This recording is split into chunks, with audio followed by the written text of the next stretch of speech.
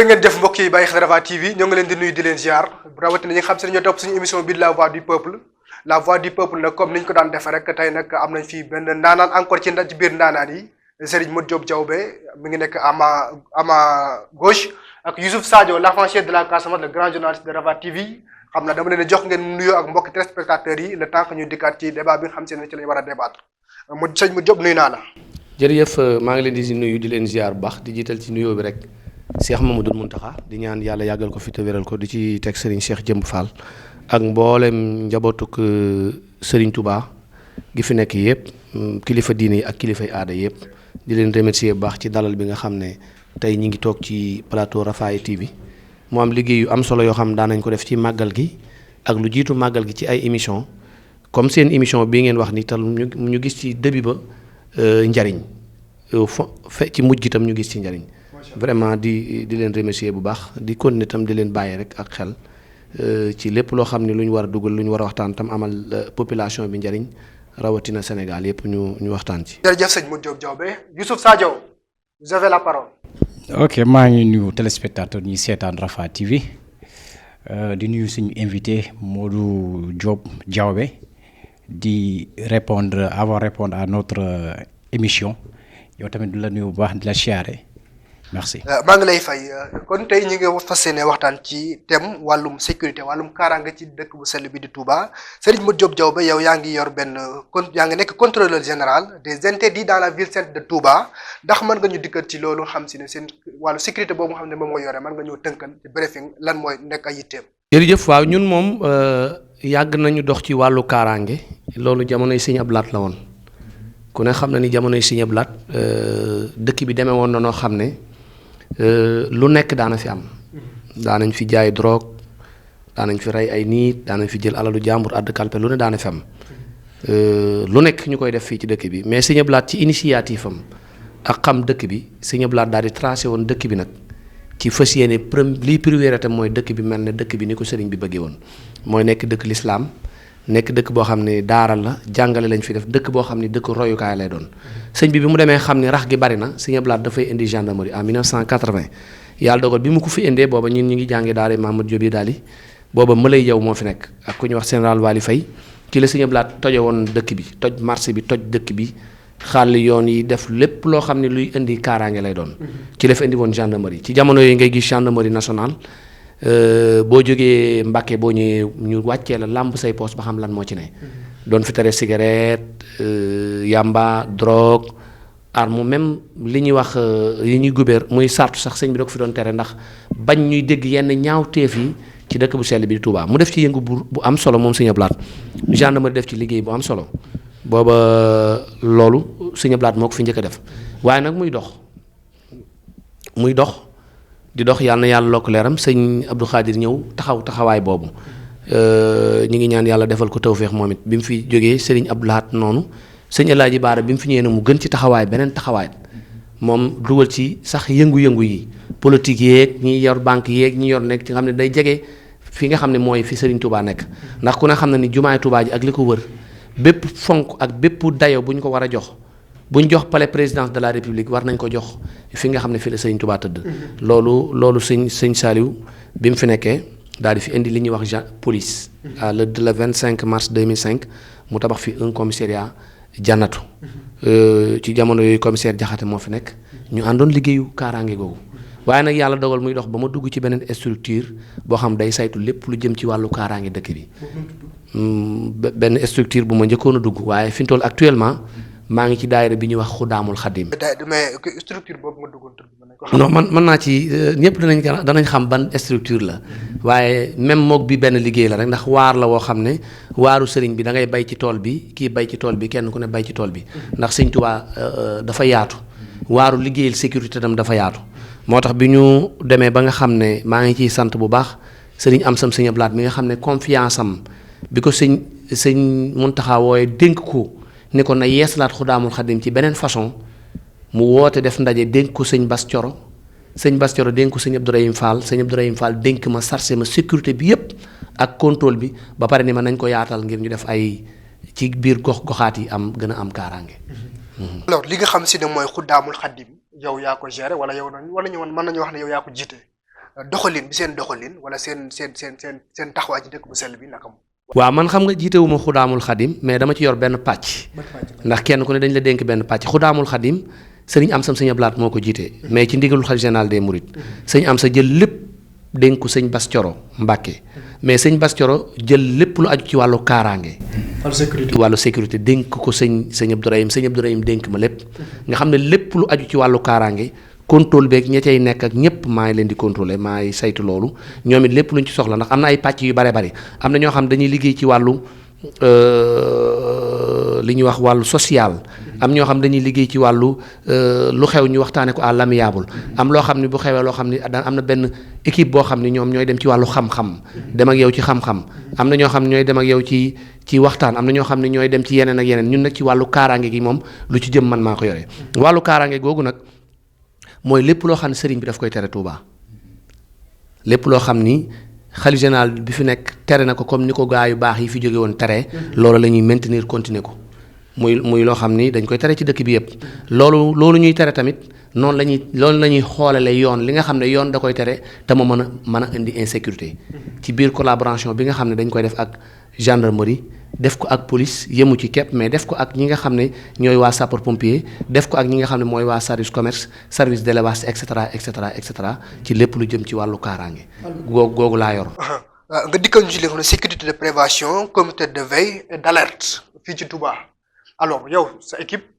yow kese la wala am nga ñoo xam si ñoom nga bokkal liggéey. waaw léegi nag loolu li ñu ci def mooy présentement may waxe ak yow nii juróom benn fukki nit yoo xam ne nii ñëpp ay leader lañ. yu compétent ci wàllu sécurité ñu formé leen mi ngi ci loxob sëriñ bi Mbacke Kandji mi toog ci la bokk jiiteel na fexe naa ba mu jiitee lu mat presque 200 personnes yoo xam ne ñoom ci waaru recherche la ñuy dox recherche mooy ñoo xam dañuy civilu di dugg ci dëkk bi wala ñu dégg dara ñu dem gëstu ba am ci ay preuve yu leer preuve matérielle preuve à l'appui yi nga xam ne amatul luñ ciy gëstu buñ popee danañ ñu ko indil ñun ñu gëstu ba mu leer ñu ànd ak police ak gendarmerie dem sa teg loolu loxo bu dee loo xam ne lu jël temps la lu war a jël temps la am na loo xam ne nag warut a jël temps bu boobaa Sidi Sow mi ngi fi parce que ci biir pàcc yi dañoo def ay comité de veille comme yi nga doon laaj comité veille bu ne dafa am kenn ku ko jiite comité de veille bu nekk ci quartier dafa am ku koy coordonné ci quartier bi yépp quartier yooyu bu ñu paree dafa am koo xam ne mooy coordonnateur général bi muy man loolu lépp itam luñ ciy def lu nekk day fekk dañ koy rendre compte à temps parce que ñoom lu xew day ñëw population bi lu mu leen jox rek renseignement bi day wàcc ñun bu dee lu war a dem police bu dee lu war a dem gendarmerie. mais ci loolu te en tant que superviseur su ma xoolee sa wax bi c'est comme si yow superviseur nga maanaam chaque fois yow yaay circuler ci comité yi te ci loolu parce que sécurité affaire bu doy waaru la waaw donc yow nooy def éléments yi ñëw foofu ana dañu jaar armée wala jaaruñu armée wala ci seen biir bi dafa am benn formation bi nga xamante ne chaque fois yéen a ngi def formation boobu psychologiquement aussi physiquement. jërëjëf psychologiquement et physiquement am na ñu def armée ñu ci bokk mais am na ñoo xam ne defuñu armée dañ cee bokk nga xam ne dañu def pratiquer karaté Shotokan taekwondo arts martiaux ci biir loolu am na ci. léegi nag psychologiquement boobu nga am solo mooy lépp loo xam ni da nga ko yàgg pratiquer des années day mujj nga am ci expérience ñaar mooy nga dend ak ñu xam sécurité ñu def droit dend ak police dend ak gendarmerie dend ak greffier en chef yi dend ak procureur président yi nga xam lan nga sañ fan nga war a tàmbalee fan nga war a yem. léegi yooyu dañ koy def ak ñoom te loolu ñu ngi ma ciy déggal parce que dañuy rendre compte en temps xam nga li gën a jafe mooy ni sëñ Saliou daan wax maanaam sa kilifa lu xew na ko yëg ca njëlbeen nga mais bul nekk ba mu jeex nga doog koo yëgal mais boo ko yëgalee ca njëlbeen nga dana man bu mujj gi ñëwee dana ci mën a def dara dañuy rendre compte en temps doog a jëf comprendre nga doog a réagir am na loo xam ne nag bu ne kët ni jonn ñoom dañuy réagir fi saa si parce que yaar am na Touba li nga doon wax léegi dafa am ñoo xam ne léegi rax bi dafay bari ñu ñëw fi agression këf pasetu jàmbur jam nit rey nit rendi nit këf affaire jàmbur yor ay fetal bëccëg ndara kàmm ngay agressé nit loolu moom dañu bëgg mu jeex Touba ana naka lay jeexee mooy il faut ñu def comité yii nga doon wax mooy comité yi dañ koy traduire ci aar sa gox maanaam koñ bu ne ñun ñañ fay jël dañuy fekk ñu dëkk ca koñ ba pare ñu saytu leen ba xam ne du daw ñu def lu ñuy tere délégué de quartier bi dugal ci loxoom impliqué wu ci gendarmerie impliqué wu ci bu dee secteur gendarmerie bu dul secteur gendarmerie police impliqué wu ci bu dee secteur ndax ku ci nekk dafa am secteur police dafa am secteur am bu ñu ko yemale gendarmerie am secteur am mais ñun ñëpp la ñuy liggéeyal léegi nag gox bu ñu samp comité de veille et d'alerte dañuy fexe ba fukki comité am fa wala ñaar fukki comité yi bu fekkente ne bu nekk 15 la day nekk ñaar fukki jëwriñ exemple ni ma la ko war a xam mu ne ñaar fukki njiit yooyu kenn moo leen di coordonné foofu nga xam ne lu xew ca koñ ba bu dee Daaru Manaan da koy am Daaru Xudóos Daaru Sura Madiane noonu lañ bëgg mu amee Touba am Mbacké même yeneen gox yi sax ñi ngi ciy roy ci ñun mu am Sénégal yépp moom ñooñu day waral tey boo ñëwee ci koñ bi di ko gan danañ xam ne yow gan nga soo fa dëkkul danañ xam ne dëkku fa ñoom danañ xam ca koñ ba te waa koñ ba dana leen ñeme ba mën leen a jox renseignement yi mën leen a jox affaires yi ñu soxla ñoom ñu mën ñu ko balancer ñu mën ko balancer police ak gendarmerie bi ci des mooy li tax mu baax mooy du chaque jour police dafay nekk continuer ñun dañuy exister chaque jour Touba ndax ñun fi lañ juddoo fi lañ yaroo te fi lañ fas yéene faatoo. mais est-ce que yéen seen am ngeen benn carte bi nga xamante ne boo ma téye kii da ngay wone carte bi yoo xam. effectivement am na ci biir waaw am na danaa ko génnee am nañ carte professionnelle boo xam ne defar nañ ko léegi ci biir loolu li ciy gënaat mooy. carte professionnelle ndax membre yi xam si ne ñoo bokk ci seen comité bi ñëpp am nañ ko wala yow. membre yi ñoo koy am membre yëpp bokk ci comité bi dañ koy am ndax carte boobu mooy signifier ni tey boo doon dox guddi wala nga dox dara. bu police dee def liggéeyam dana xam ni yow mii ci membre nga bokk mais encore ci comité sangam nga bokk parce que carte bi ñëpp a koy nurule Touba waaye secteurs yi bokkuñu dafa am secteur Sexaw ga am secteur Daaru Manaan am secteur Sexaw ga 1 am secteur Sexaw ga 2 am Daaru Xudóos 1 am Daaru Xudóos 2 am Kër Wele et cetera nga xam ne secteurs yi lu mu bari kenn ku ne benn carte bi benn modèle bi benn la signature bi benn la cachet bi benn la mais secteurs yi du bokk kenn ku ne tam da ngay am chef de secteur pour ñu mën lay contrôler ndax du jàggi ne da ngay jekki-jekki rek def loola neex te sa chef de yëgtooru ko léegi nag loolu li ñu ci bëgg a jàppale sëriñ bi ci turu sëriñ Amsa ak sëñ Bas mi ñu yabal ak ci turu Moustapha Messène mi nga xam ne mooy suñu communication mooy ñun dañu bëgg xeex insécurité au niveau de Touba boo déggee ñu naan sécurité prévention mooy loo xam ne ñëwagul da nga koy prévenir moo léegi du ñu nekk ba nit rey parce que da ngay toog guddi ba mu yàgg gis sax kuy xeex ak jabaram guddi kenn du ko wàllu ba rayante am ci am na fii guddi nit kuy xeex kuy yuuxu woote wàllu kenn du la wàllu léegi sécurité prévention boobu loolu mooy prévention mais nag bu fekkee dem nañ ba def prévenir yi ñuy def ba pare sottiwul nag léegi prévention comité de veille et alerte moo ci des veille bi mooy léeg-léeg ngay gëstu di xool koñ bi léeg-léeg gis loo xam ne teguwul ci yoon nga dox ba daje koo xam leneen lii mu yor da koo sàcc wala nga dox ba mu yaa nga gis koo xam dafa jam nit bëgg a daw ndax am na ay yoon yoo xam fii da ngay dikk fekk am na ku ñu rayoon fii ci gaaras Daaru Musi benn may ga dañu ñëw laaj population bi mu ko dóoree jaas yi bi mu ko rayee nii la jaar kenn jàpp ko. voilà foofu laa bëgg laaj sama question sax Serigne Mat Diop yéen a ngi fi yéen agent de sécurité ngeen yéen a jàpp ci wàllum kaaraange ci dëkk bu sell bi benn et la police et la gendarmerie vous êtes tous à Touba yéen ñëpp yéen ngi biir Touba mais taxut ba tey Touba am li nga xam si ne mooy kaaraange ba léegi bu dee ray bi mi ngi fi am bu dee sàcc mi ngi fi am ndax yéen seen mission yéen a ngi koy dox à 100%. voilà xam nga ku dëkk Touba ak ku dëkkul Touba mënuñu yem man fii laa juddoo 68 ba léegi maa ngi fi kon dëkk bi am na fu mu yemoon fu ma xam ci anam yu gaaw bi sëñ Blaat ñëwee joxe néegi fi mu yemoon ak fi mu continuer yem Touba dafa gaaw màgg dafa rëy dafa yaatu police mi ngi def li mu war a def parce que man maa ngi teg sama bët. parce que bi ñu fi indee gendarmerie ba nañ fi indi police ba nañ fi doolewaate commissariat Ndamatou ba nañ fi doolewaate commissariat Guy Mbind ba nañ fi indee escadron bi ba nañ doolewaate brigade Belel brigade Ndindi brigade Taïf brigade Ndula yooyu yëpp wër Touba nga xam ne ñi ngi leen di dolli bu baax population bi day gën di bari te kenn ku ne day ñëw ci Touba ndax contrôle bi ñu war a contrôler ñi fiy dëkk yaatuwaay bi matu ko ndax dëkk bi fépp tabax nañ ko ay tabax yoo xam ni tabax yoo dem daanaka ay sàcc rek ci dëkk ak ay nëbbutukat bari na fi ci quartier préféré yi donte maa biir dëkk bi leer na su guddi jotoon tey ngay wër ba 1 heure 2 heures doo gis kenn ñëpp dañuy dem tëddi kon léegi kaaraange gi waxuma la même ñu buñ dolli woon police dolli gendarmerie te relation bi ak renseignement bi amul duñ liñ bëgg duñ ko am mooy fépp ci Sénégal la ci am fépp foo xam ne policiers yi nga fa gendarme yi ñu ngi fi militaires yi ñu ngi fi te renseignement amul liñ bëgg ñoom duñ ko am léegi nag ñun dañu bëgg a liggéeyal sëriñ bi ci Xudaamul Xadim mais ginnaaw am nañ xel bu toll ne xam nañ Touba parce que maa ngi lay wax ne la tey bu ñu la fi affecté ngay gendarme wala ngay policier yow da nga naan dem naa Touba rek mais doo xam goxub Touba fu mu nekk parce que bu doon am ay rival mi ri 39 ri extra yow boo jógee da nga ca mën a dem mais Touba fii ñu toog bu ñu la woon Daaru Xudóos Kër Wele yow mën nga ko bañ a xam bu ñu la nee Daaru Xudóos gis ka mën nga ko bañ a xam bu ñu la nee Daaru Xudóos Kafteere mën nga ko bañ a xam bu ñu la nee Daaru Manaan Sexaw ga mën nga ko bañ a xam bu ñu la nee nangam extra quartier yooyu fii ak yow dëkkoo fi wala ñu dëkk ca koñ ba nga lëkkaloog ñoom tey guddi boo doon def intervention doo fa mën a dem. mën na ci wax ay yu baree bari yoo xam ni Balla Gaye bi ñu ko fi agressé extra ñu bari woo nañ police ni leen 30 sëñ Cheikh Bombali police ñëw ba 30 sëñ Cheikh Bombali mais ndeke 30 bi da nga dawaat presque 4 kilomètres wala 5 doog àgg foofu teewul ñoom ñu ngi doon wër yooyu da ciy am solo léegi nag bu ñu amee comité de veille et d'alerte boo xam ni tey bu dara amee muy mën a jokkoo ak police ak gendarmerie dana tax yombal seenum ñëw ba ñëw ca gox ba tam moo tax ñu def comité de veille et d'alerte yooyu. li ngay wax ne loolu mooy sécurité parce que la sécurité commence par soi-même d'abord il faut que population ñi nekk ci base bi ñu impliqué wu ñu mën a liggéey ak policier comme li ngay wax ni alerter chaque fois prévenir encore informer aussi comment dirais-je la police ou bien la gendarmerie vraiment liggéey boobu liggéey bu baax la. sécurité fii Touba comme li mu wax ni Touba dafa bëri insécurité fooy dem dafa bëri insécurité ak seen comité bi ngeen kii chaque fois. comité boobu mu ngi liggéey mais est-ce que liggéey boobu noonu li ngeen liggéey noonu est-ce que desul tuuti parce que fan yii yàggul noonu fan la sa tey sa fii waaw gaar bu mag am na yu ñuy agressé léegi nii waaw donc est-ce que yéen tamit yéen a ngi bàyyi xel ci côté yooyu tamit. xam nga li ma la wax ni Touba dafa rëy ci yoon fu nekk daa war a am auto police fu nekk war a am poste police fu nekk war a am ay policiers di wër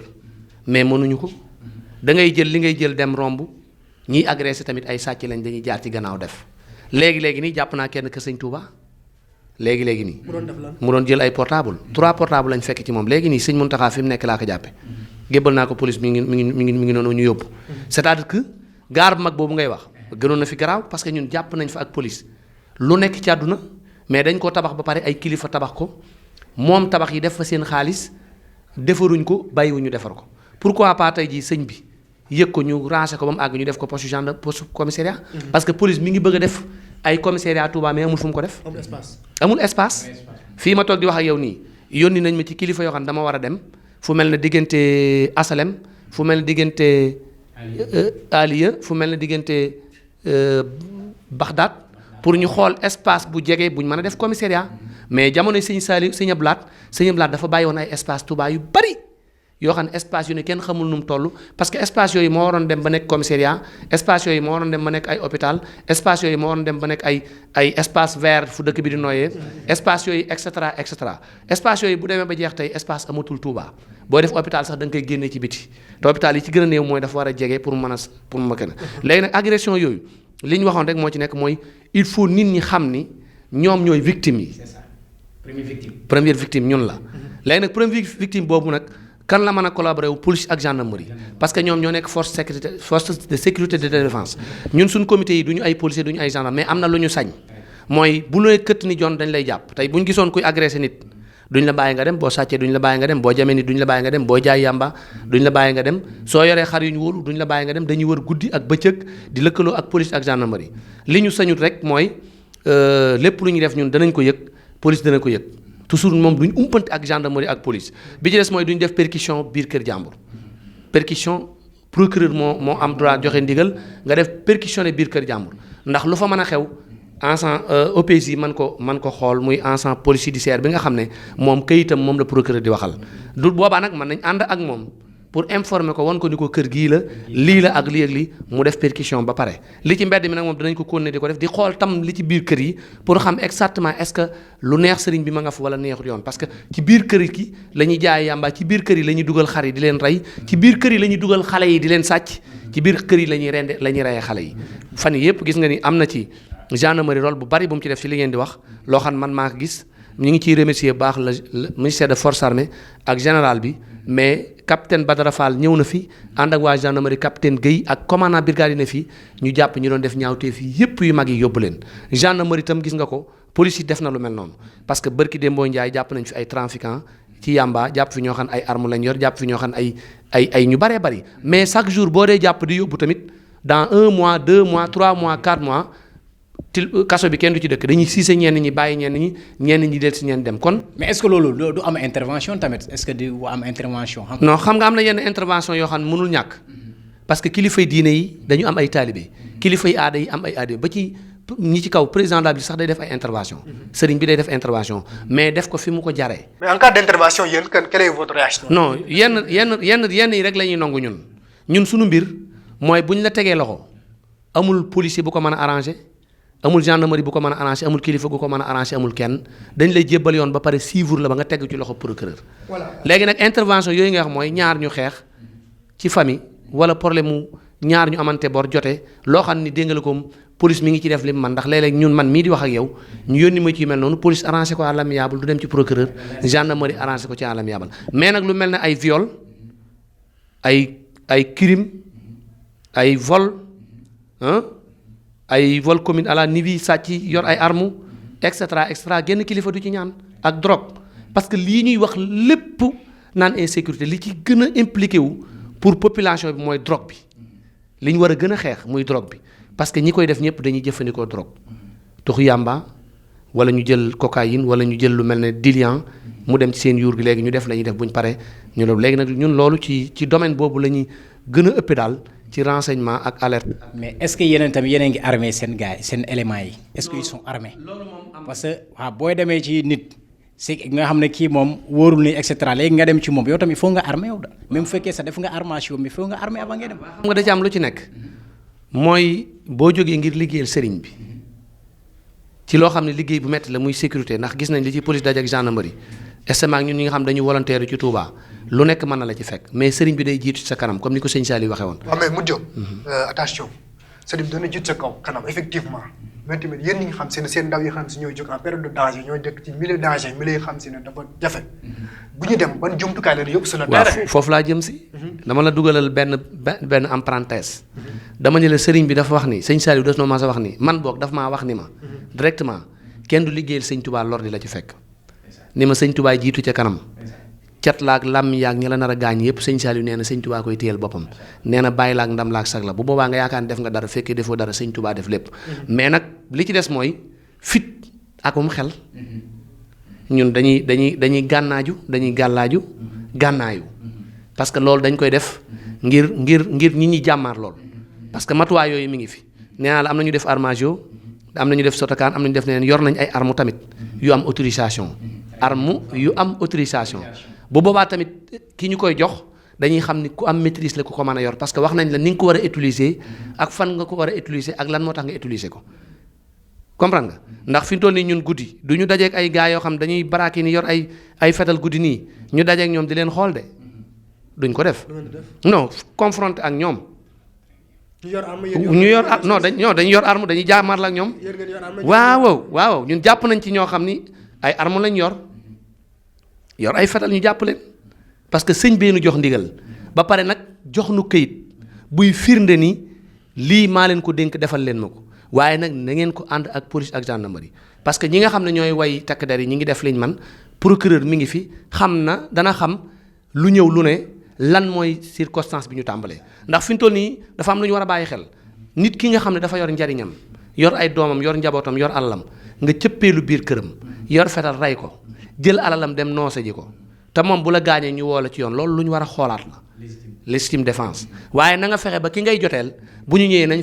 nañ fekk foofu lu wane ni yow mii da nga doon def légitime parce que kenn nit juróomi nit ñun bu ñu gisoon kenn mën nañu wax ak yow ndànk yóbbu la du am problème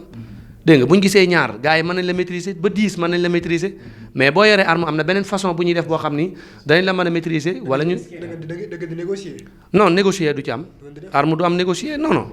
arme amatul négocier ndax xam naa ni yow am na ci loo xam ne fekkee woo ko mais police ak gendarmerie ñoom xam nañ suñu comité bii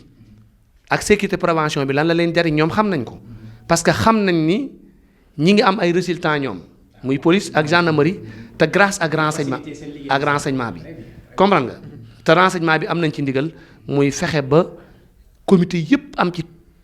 Touba ngir ñu jàppale sëriñ bi ba kaaraange mën a am ci dëkk bu sell bi mais police képp ak gendarmerie mënuñu dem sans compter ñun ñu jàppale leen loolu esprit boobu ñu génnee ko ci population bi parce que fii da ngay gis policier buy dàq nit képp xamoo lu mu def ngeen ñu yaatal ko bàyyi ko mu dem wala gendarme police it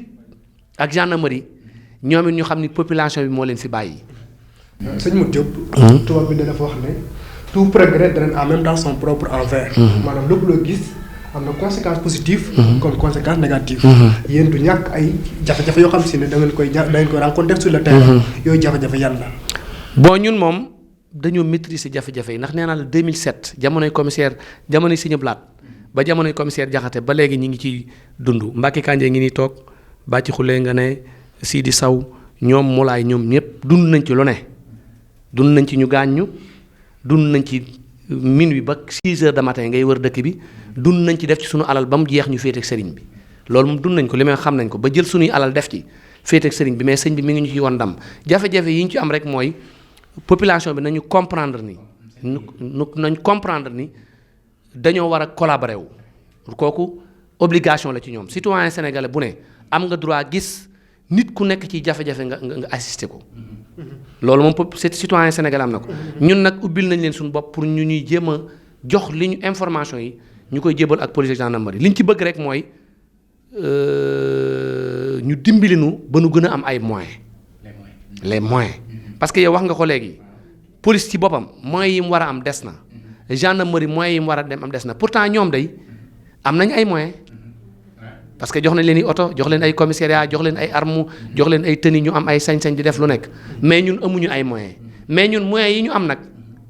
mooy moyen bi gën a wér mooy wéeru ci sëñ Tuubaa bañ ko yemale ak dara. alors sëñ Modou Diop. ñu ngi leen di gis yéen suma jumul am ngeen ay tenues yoo xam si moom ngeen di sol. waaw. te tenue du même c'est pas n'importe qui moo war a sol tenue. yéen seen tenue yi ngeen di sol nii da ngeen ci déggante ak ñi nga xam si ñoo seen ay supérieur wala exact wala da ngeen a seet rek ngeen jël ko noonu sol. waaw am na tenue yoo xam ni dañu xool tenue yi suñu kilifa sant nañu ko ñu sol ko mais tenue yi. récemment nii rek dans les réseaux sociaux wala partout au Sénégal am na ci bu cas bu demee woon noonu bon bëgguma citer. waaw mais garaawul xam nañ c'est pas la même chose c'est pas la même chose bokkuñu te ñu ngi koy bàyyi xel ñun dañoo nekk ay ndawi sëriñ bi ci dëkk bi di ko saytu lépp lu jëm ci kaaraange mooy li sëriñ bi bañ ci dëkk bi ak li yoon di bañ ci dëkk bi ñun duñu tëj nit duñu torturer nit déglu lu baax li ma la wax yoruñu kaso yoruñu prison duñu torturer nit duñu amande kenn. waaw yor ngeen seen bët ak seen tànk. waaw yor nañ suñu bët yor suñu tànk yor suñu xam-xam te ni yooyu itam ñuy sol ku nekk xam nañ la identifier la xam waxtu wi nga ko war a sol daanaka dañ koy sol pour cérémonie waaye ñun civil bi moo nu gënal ndax ci lañ mën a gën a mën a liggéey la ñu soxla mais nag guddi dafa am boroom. ndax du guddi n'importe quel nit nga mën a interpeller mu taxaw pour agression yi moo tax foog nga sol parement wala nga sol luy mandargaal ni intellectuel bi bu la gisee xam ne yow mi ci structure sangam nga bokk ndax ëllëg bu ca dara xewee buy dem ci yoon mu mën a porter plainte ci structure booba moo tax ñu nit fi mu toll ku ciy dem danaa xam heure bi nga jóg danaa xam fi nga jëm danaa xam fi nga dugg danaa xam heure bi nga ko war a sol du heure bu ne sax da ngay jekki sol ko te joxuñu la ci ndigal waaye ñun nag liñ ci jublu rek mooy ñu ràññee ñu xàmmee ñu ni ñun ay ndawi sëriñ bi lañ mais ndaw yuy lëkkale ak yoon lañ kuy lëkkale ak yoon nag doo def lu yoon di tere moo tax ma ne la ñun amuñu pression duñu torturer doomu aadama parce que yoon dafa jox doomu aadama li ñuy wax gëdd droit de l'homme mi ngi fi forum civil mi ngi fi nit ki bu defee infraction bi mu def ca lu toll ne ca moom loola nga koy jàpp jébbal yoon moo koy atte dégg nga ñun nag yoon la ñuy jébbal mais yoon mooy def procédure police mooy def enquête am mooy def procédure am ay témoins am ñëw ba ci procureur tamit sukkandiku ci président tribunal man cee def li mu mën a def mais nag du ñu ay policier du ñu ay gendarme il faut ma di ko leeral toujours ay relais police lañ ak relais gendarmerie yoo xam ni sëriñ bi moo nu jox ndigal ni nu liggéey leen ci dëkk bi te liggéey boobu mënuñu ko def sans compter ñu collaborer ak police ak gendarmerie. alors très rapidement suñu technicien mi ngi signalé ne waxtu bi li des bëri wala li ñu jagleel ci waxtu jeex na. très rapidement nga jeexale ko sa yéen seen diggante ak kuréel gi di Safinatoul Aman. waaw xam nga yaa ko tudd ci laa bokkoon waaye dama la wax ni la yoonu sëñ Touba dafa yaatu dafi nekkoon di liggéey. ba léegi di liggéey ñi ngi koy rafetlu waaye man it suñ borom wolof Njaay def ni ñu ko wolof di waxee maanaam suñ borom bu la dimbalee jàmbaar amul kuñ dimbalee am ci ndimbalul sëñ Touba ak ndimbalul liggéey boobu ci la ma sëñ am sa gisee ak sëñ Bas Coro xam ni wax dëgg yàlla bàyyi woon naa leen ndax mën nañ dem ba mën a demal seen bopp ñu joxaat ma geneen kuréel muy saytu comme li nga xam ne loolu la kuréel googu doon saytu xaj na nag duñ bokk doxalin ndax ku ci nekk dafa am sa kilifa gu lay liggéeyloo nga di ko rendre compte man pour le moment. non amu ci xanaa bëgguñu bokk bayal Sëriñ Tuubaa ci liggéey bi rek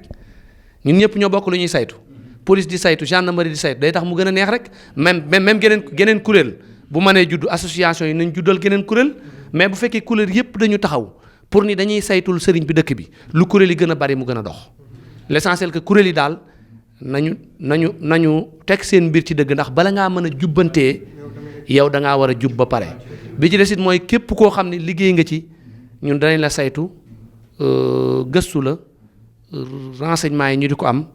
di ko jébbal police ak gendarmerie ba pare di leen bàyyi bët ñu di liggéeyal sëriñ bi ci dëkk bi ba kaaraange gi ngeen di wax. 60 agents sécurité. waaw la ngeen def nga ñoom da ngeen leen di fay wala. non ñëpp ay bénévole lañ. maanaam ëpp na sax 60 ans 60 yi mooy ñi nga xam ne ay responsable lañ.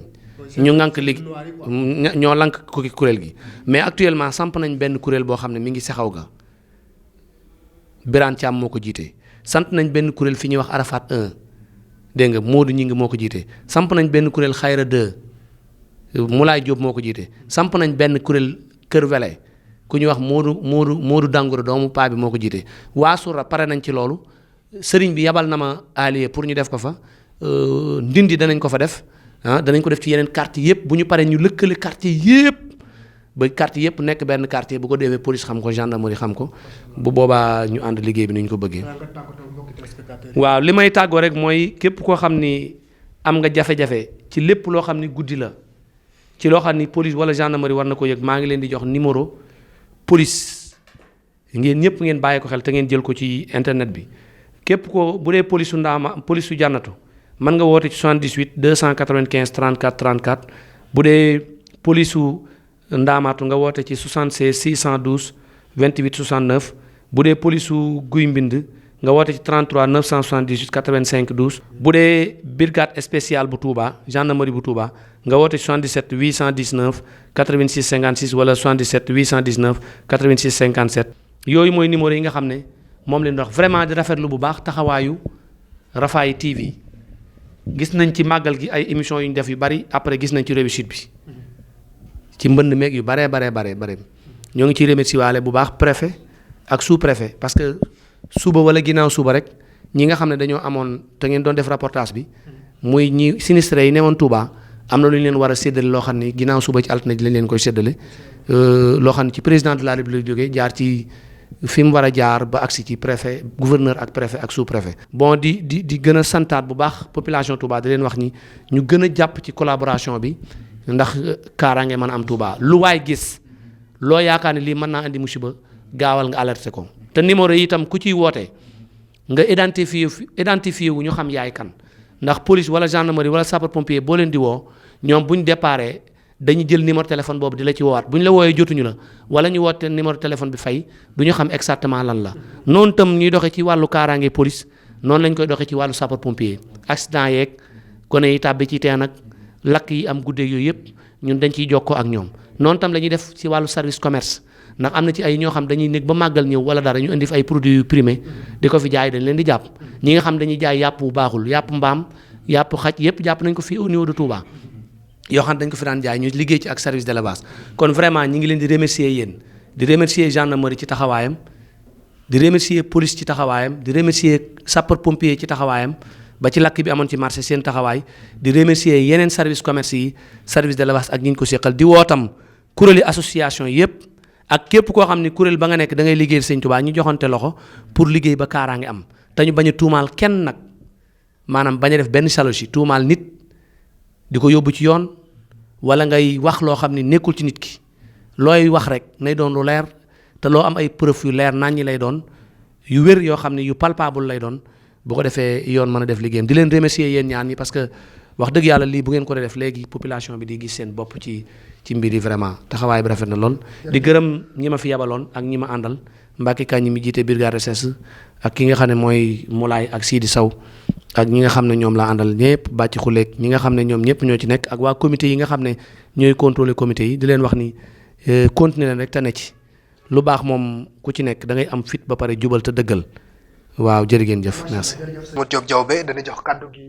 Youssouf Sadio l'enfant chef de la Casamance l'ami de Mati Thione. waaye donc comme lu mu wax nii daal di gërëm téléspectateur ñuy seetaan di gërëm tamit suñu invité bi à travers lu mu wax ci sécurité bi parce que sécurité am na solo trop ci dëkk bi surtout ma dëkk bi ñoo nekk nii Touba di la siyaare yow tamit merci. jërëjëf Serigne Modou Diop Diawbe ñu ngi lay sant di la gërëm ci disponibilité ak répondre bi nga xam si ne répondre ko à notre appel ou bien répondre ko à notre invité di gërëm tamit Youssou Sadio sama naataango mon ami sama colloque di remercier ñi nga xam si ne ñoo jàpp ci émission bi ba mu jàppandi